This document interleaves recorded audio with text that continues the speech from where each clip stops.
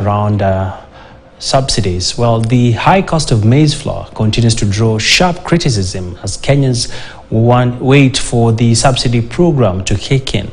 Our reporter Kelvin Nyakundi earlier spoke to Churchill Ogutu on the sustainability of the subsidy and just why this may be a ticking time bomb for the government. Kelvin began by asking him on the fluctuating prices and what this means to households. I now leave you with that interview. Maize flour from 120 shillings at the start of the year to currently it's a near doubling in the price. So the government had to do something irrespective of the timing that this subsidy is coming into play. So the way that they have reacted to this issue, you look at the whole ecosystem. On one hand, there are the producers, the Cereal Millers Association, and also the consumers. On the other hand, the people who now purchase the unga price. So when it comes to subsidy, as a general perspective, you look at it. This particular one is now looking at alleviating the prices for consumers, but also now trying to cushion by now paying the millers now that the difference from 230 shillings to 100 shillings. So that 130 shillings needs to be subsidized. But my question is, and even what the Cereal Millers Association had pointed out, that this money hasn't been disbursed. So that now brings us to the issue, how will this be funded? And if you take the case in point, the fuel subsidy, whereby the fuel subsidy has to be funded through the Petroleum Development Levy. We know what the price is, we know the difference where it is, but you've seen time and again that Petroleum Development Levy is 5 shillings and 40 cents. But each and every month we're subsidizing to the tune of 50 shillings per litre. So already we've exhausted the Petroleum Development Levy, so we are now forced to get into our coffers the tax revenue, at least to subsidize this. And that is what will also play out even as you look at this unga subsidy thing. There'll be some deployment of budgetary allocation now to subsidize it, but it may not be sustainable. Yeah. And speaking about cushioning Kenyans, when it comes to this, what can we borrow from other economies at such a time? Let me give an example of Egypt. Egypt imports a significant chunk of wheat. It subsidized bread. Egypt has a population of around 100 million Egyptians. 64% of that 64 million people have food rations, whereby every given month they have like entitled to some cash allocation to go and borrow some predetermined goods. So that's one aspect of that. It also subsidizes the bread. It's a major staple in Egypt. 72 million Egyptian can access bread at subsidized prices, to the extent that just to give some rough figures, 5 cents, that's the price of the subsidized bread, but yet the market price without the subsidy is around 60. So you can see that 55 cents per bread is subsidized by the government. So it's been working well up until the point whereby Russia-Ukraine war happened.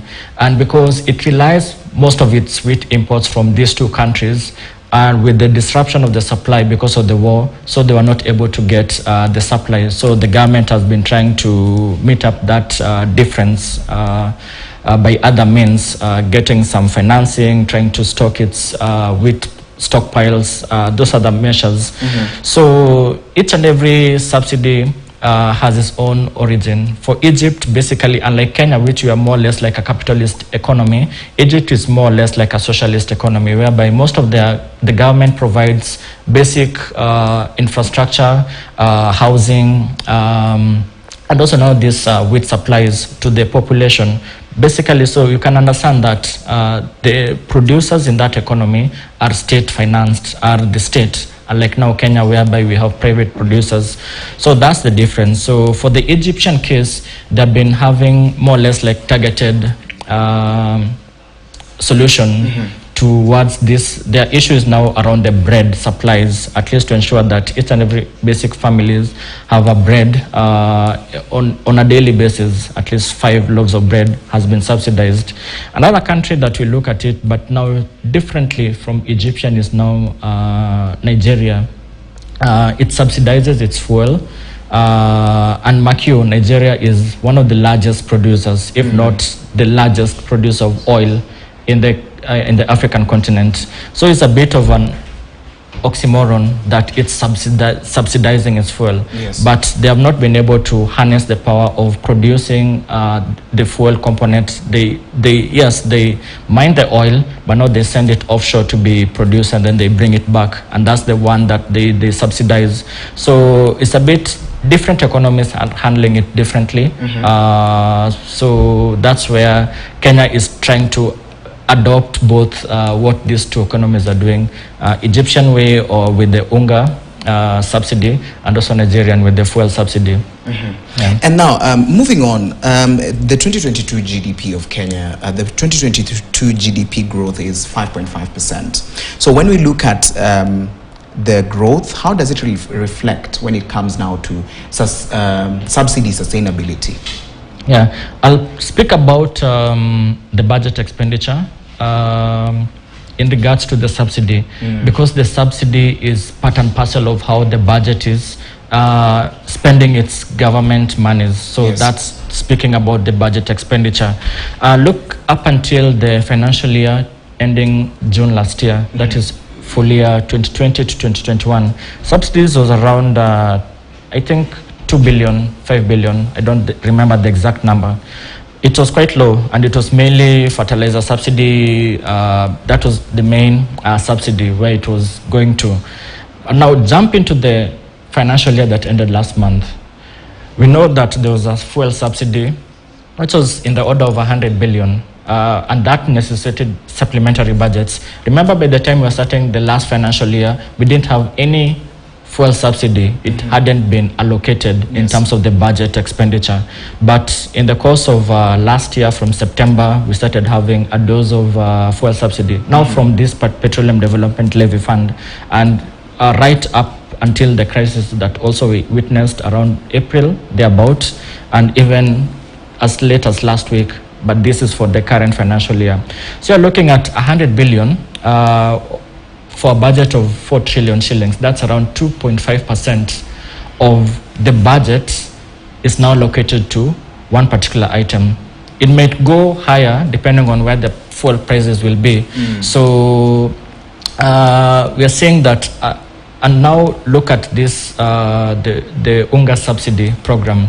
We still don't have we might have some rough numbers yet, but I foresee a situation whereby even in a fiscal year, if the fuel subsidy goes up until June next year, within this current financial year, it could even hit 50 billion shillings. So that could be unsustainable. These monies were not even budgeted by the time the budget was passed sometime in May. So we are at a situation whereby we need to come up with some creative ways to get the monies to subsidize this UNGA, and also what you've seen with the fuel prices. So it distorts even the budget. We could have some supplementary budget 2-3 months further down the line.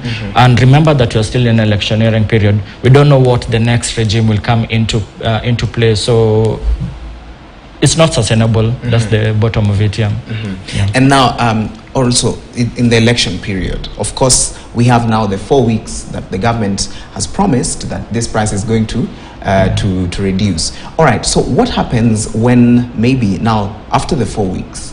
What are we looking at? Are we expecting us to go back to the 230 amount, or are we expecting the prices to still reduce after the 4 month?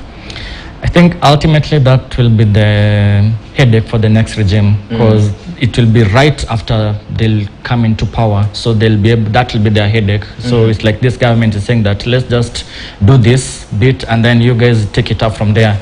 So I foresee a situation whereby either a number of things will happen. One, do we retain the subsidy? So we'll be subsidizing the millers. Actually will be paid from the government coffers, and us consumers bearing a larger portion of that, or it will just be like it's not sustainable. So it will be cut off from it. But it boils down to the next regimes. That will be the headache they'll be able to tackle with it.